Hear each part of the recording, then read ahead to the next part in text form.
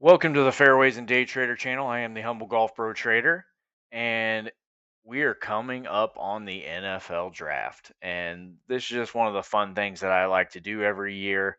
I put together a top 100 draft board, and 5 out of the 6 years that I've been doing this now, I've had between an 87 and 92 players drafted out of my top 100. So I've done a pretty good job of evaluating tape and film on some of these players and really doing a deep dive into them and giving a really good insight to where they'll actually get drafted, um, to value based off of where my top 100 is. So I'm going to be posting a video of a mock draft simulator of the first 1 through 10 picks tonight, and then we'll do another video of 11 through 20, and then finish out the end of the draft in a third video, hopefully, and then we'll finish my top 100 board in a video too as well, all before the NFL draft on Thursday. So this is gonna be a fun little week.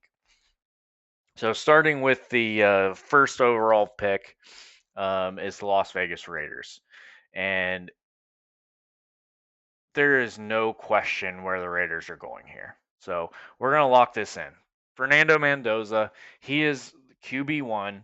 Sorry, Dan Orlovsky. It is not Ty Simpson. It never was Ty Simpson. Uh, he had a great start of the year, but just fizzled off. And when you look at Ty Simpson, he doesn't have the size, he doesn't have the arm strength, and he just doesn't have the amount of games that, especially at a player of his size and arm strength, that the NFL evaluators are going to look at him and be like, I can take that guy number one overall, or even in the top part of the first round of the draft.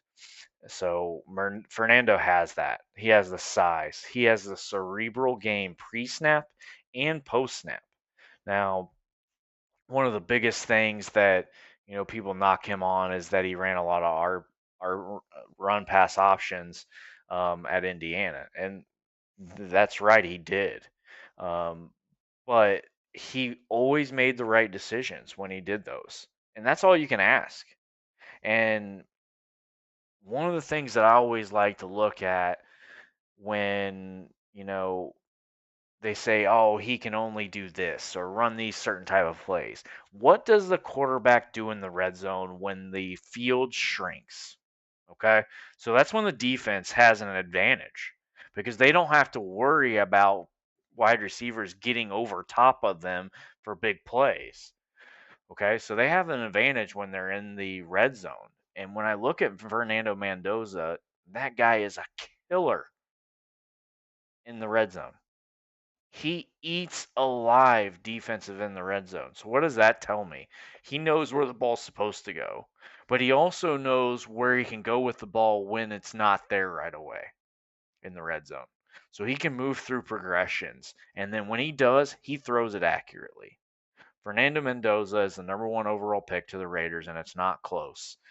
Um, Moving on to the Jets.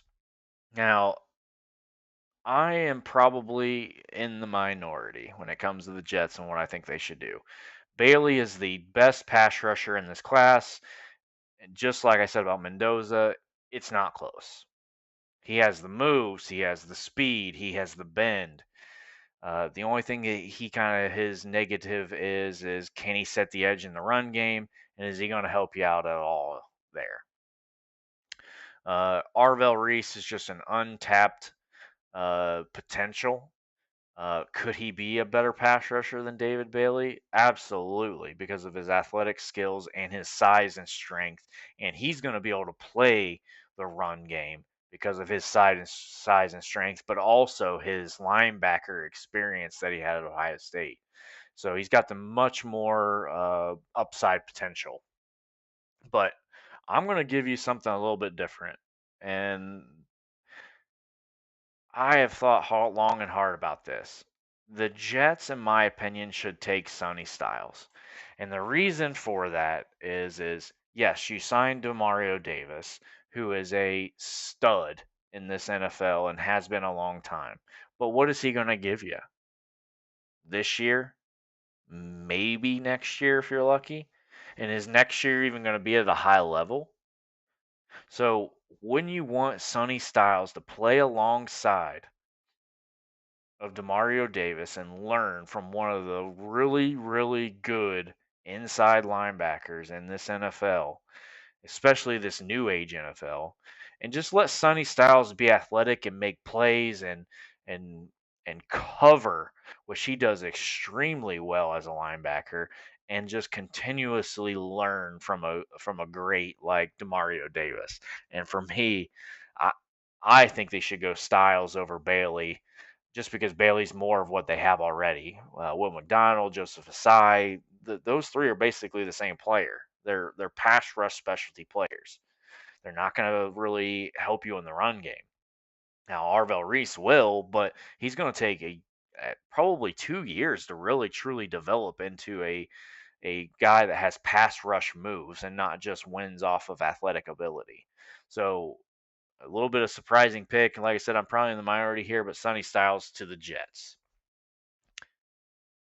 Okay, that leaves the Cardinals with David Bailey or Arvell Reese, or maybe even a tackle option with Maui Noah. But for what the Cardinals really need the most is they need to get after the passer. They don't have it. And you could argue whether it's Bailey or Reese, but I think they need the more immediate payoff and not potential. So for me, I think this play needs to be David Bailey. I have him ranked higher than Arvell Reese just because of where he's at right now, even though I do agree that Reese's potential is greater. But I just think that David Bailey, from a pass rush standpoint, has a much higher floor than what Reese will give you. So David Bailey, lock it in. Next up is the Titans. So the Titans probably would have been looking at Bailey, Reese, Styles. Um, Styles and Bailey's gone, and then there's been a lot of talk about Jeremiah Love.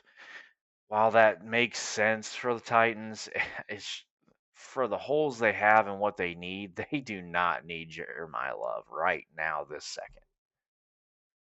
They can get, a good running back in 3, 4, even 5, fifth round in this draft.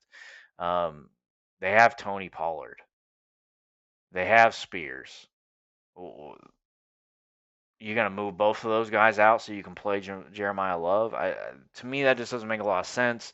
And the way this draft has fallen, and I think almost about any way this draft falls, whether the Jets take Bailey or Reese, and then if the Cardinals take the other guy, they still leave Styles, who would be a great pick for them to really set that linebacker position for Robert Saleh in that defense.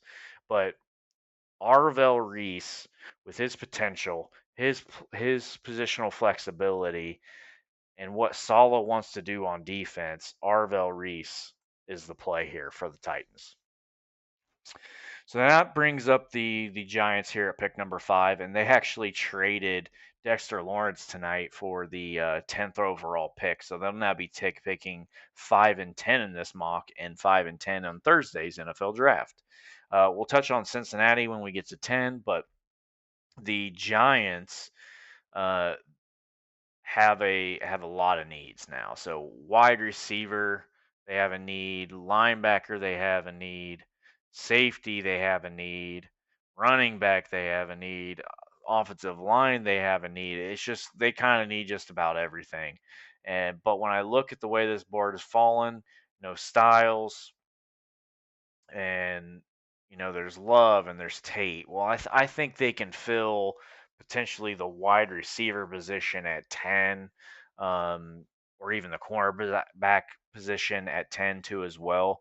So I'm going to say let's take the best player available on defense, and that player is Caleb Downs, and let John Harbaugh kind of set the back end quarterback of his secondary and Caleb Downs for years to come. And he can even play a little nickel corner. He can come up in the box, and he can also play a little free safety action too. So let's set that secondary for John Harbaugh, and let's move and see what we can get at number 10. So that leaves the Browns. Uh, the Browns, I think their main two needs in the first round is going to be wide receiver and tackle. And they need a more left tackle than right. So I think that kind of takes Maui Noah out. Um, so it's a little early for Lomu. I don't think Fano can play left tackle, in my opinion. I think he's going to be best served as a guard in this league. So really, it's Tate or Tyson, um, or it's Freeling or Proctor. And there's been a lot of reports that they are favoring Proctor over Freeling. Um, that's not how I feel. I think Freeling is the best prospect. I think he'll be the most ready to go um, day one, even though the people think that he's really raw. I think they're focusing too much on where Freeling was in the beginning of season to where he ended the season. I think he was the best left tackle in college at the end of the season. Now, it took growth for him to get to that, but he played phenomenal in the end of the season for Georgia. Um, and even though Proctor's, I think, almost 2 years younger than him, he's got the weight issues and can he keep weight off? Um, so for me, Monroe Freeling would be the pick that I would go with over Caden Proctor right now, even though that the Browns have been rumored to favor um, Proctor from a lot of the experts. And the reason why I say we need to take a tackle now over going, Tate or Tyson at wide receiver is I just don't think you're going to be able to get that left tackle at the end of the first round. Um, and I hate to kind of pick based off of need, but you got to kind of look at how these picks work off each other when you have two in the first round. Like they could maybe still get Omar Cooper, maybe Concepcion. Denzel Boston's probably going to be available too as well. So in my opinion, they go Monroe Freeling here, and I think potential Joe Thomas level player if it all comes together for Monroe Freeling.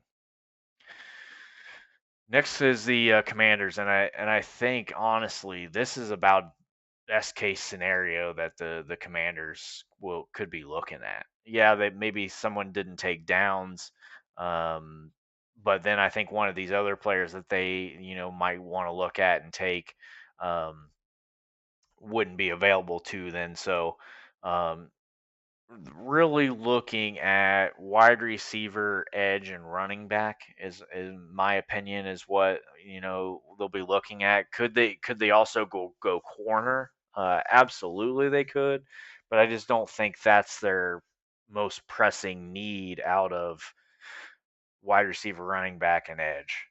Um, so for me, I think you got to help Jaden Daniels in any way possible.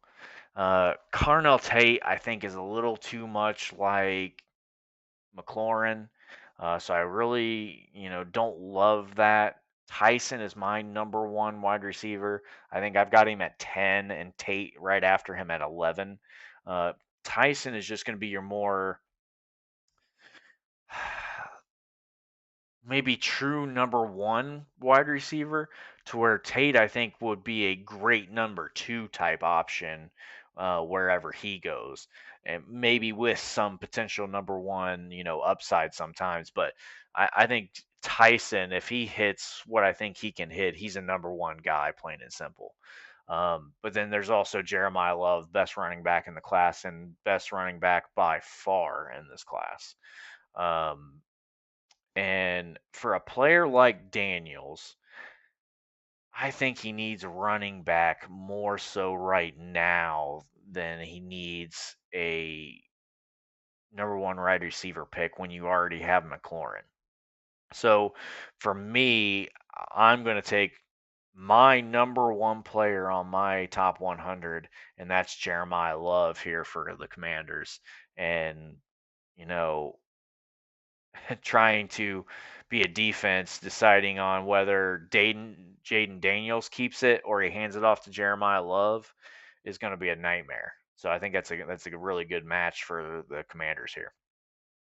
So the Saints are up next, um, and they'll be probably looking at wide receiver, corner, edge. Um, Mansour Delane, obviously a homegrown player from LSU. He could definitely be an option here. I think McCoy and his injury history is always going to have Delane be ahead of him in this draft. So it's Delane over McCoy if you go there. The really only edge rusher that I think is an option here is Ruben Bain. I mean, if you kind of look at edge, Keldrick Falk is the next guy up. Akeem Mesidor is just too early for me, in my opinion. I think he's more of that late first, early second type player. Um, but I, Bane would be the only edge I would really look at. Um, but when I look at Carnell Tate, and I hate to kind of make this sound stereotypical about wide receivers for Ohio State, but I feel like Carnell Tate, Chris Olave, and Terry McLaurin are kind of sort of the same type of wide receiver. Now they all do things just a little bit differently based on their skill sets, but like they're all three very close. And if I'm the Saints, I'm not necessarily looking at taking Carnell Tate to pair opposite of Olave. For me, that's just not really the play that I think is would be the best in my opinion for what they want. Um, So that kind of leaves me with Bain or Delane or Tyson as an option here. And I'll tell you what, if it was up to me, I think I would be looking at just Delane or Tyson. Um, and they have a pretty heavy need at edge too. But um, I think if you give Tyler Shuck, Olave, Tyson, and then remember they did sign a running back. They do have a running back. ATN they signed in the offseason. So they added an option there. So Jeremiah Love most likely, even if he fell here to the Saints, probably wouldn't be the pick there. So I think the best play would be to take Jordan Tyson here, and that's what we're going to do. Help Tyler Shuck, give him the weapons. And he looked very good for the Saints at the end of the season. So that leaves the Chiefs up next, and a lot of needs. And Mahomes is coming off that major leg injury. They need to be looking at edge and corner and wide receiver and tackle. But Mahomes is hurt, and he didn't get hurt from a pocket play. He got hurt on an outside pocket play. But they have got to figure out a way to protect him in the pocket. And I feel like for the last few years, they have always just kind of figured out a way because it's Pat Mahomes and Francis Mount or uh, Andy Reid, and they just figure out a way to go and get it done. Um, they could go corner here, but the slide for Carnell Tate, I believe, will continue past the Chiefs. I don't think Makai Lemon's a good fit when you already have Rice there. An interesting pick would actually be Kenyon Sadiq to take over for Travis Kelsey there. But when I look at all these players and I look what's left, you've got to protect Patrick Mahomes, and the best right tackle in this class is Francis Mauigoa. And I know some people think he's just going to be a guard, but I think he can play tackle. Um, if I kind of compare him to last year's, I think he was number 7 overall pick, and Armand Membu, who I absolutely loved last year. He's not as athletic as Membu, but I think he's a better overall um, offensive lineman coming out. He just didn't doesn't have the athletic traits that a uh, Armand Membu does. But you got to protect Patrick Mahomes, and we're going to make this pick Francis Maui Noah and just solidify that right side for Patrick Mahomes when he comes back. And then that leaves the Giants. So I touched on earlier that they made a trade with the Bengals for the 10th overall pick in exchange for Dexter Lawrence. First for the Bengals, this is a great trade. Um, you get a all-pro defensive tackle to bolster that defense, take pressure off of your edge players, and they just brought in Boy Mafe. They uh, have Shamar Stewart, hopefully in year 2 takes the next step, and then also Miles Murphy too as well. So they've got a decent 3-piece potential end rotation to go through, and they're going to be loaded up the middle. They got B.J. Hill, they got Dexter Lawrence, they got the rookie they just drafted not too long ago, Chris Jenkins. They also signed Jonathan Allen. So this is a team that is going to be loaded at defensive tackle, and I really liked what they did, um, solidifying that defensive tackle position. And you might also see a little bit of Chris Jenkins and Jonathan Allen maybe playing a little outside too sometimes in certain situations. And the way the board fell, in a perfect world for them, they would have loved to have Caleb Downs or Sonny Styles fall to them, but in reality, that's probably just not what was going to happen. So Bengals made a good trade. The Giants, now with that pick, um, was a lot of talk about them really liking Jordan Tyson, and they sounded like they really liked him from his personal workout, and then also meeting with him afterwards. But he goes off the board to the Saints, so that leaves their main needs here being Carnell Tate, an offensive lineman, and they've already filled the safety role of Caleb Downs. So when I look at this, you could really make this a defensive heavy here and solidify that secondary. Like, you imagine coming out of this draft with Caleb Downs and Mansour Delane for your secondary? Like, that is a dramatic improvement right away in that secondary. Um, that would definitely be a good option. Ruben Bain, uh, add him with Carter and Thibodeau and uh, Burns, and my goodness, what kind of nastiness would that front seven bring you with Downs on the back end? But then they do need wide receiver.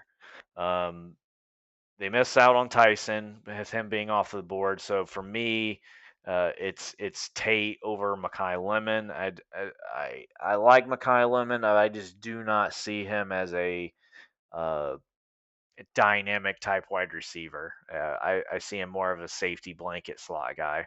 So if I was going wide receiver, it would be Tate over Lemon. A very interesting, kind of option here though would be Casey Concepcion, because I'll tell you what, that boy is going to be a problem for guys to cover one-on-one in the NFL. He is an absolute separator at wide receiver. But um, I, I think Carnell Tate and Slayton and, Neighbors would be a dynamic uh, 3 wide receiver option for Dart, along with what they want to do in the running game. So I'm actually going to lock in Carnell Tate with those wide receivers, and give Jackson Dart all the options in the world. And John Harbaugh starts off his era in New York with Caleb Downs and Carnell Tate, and I just think that's a really good way to go to start out his era there in New York. So that is my first video here on this NFL mock draft.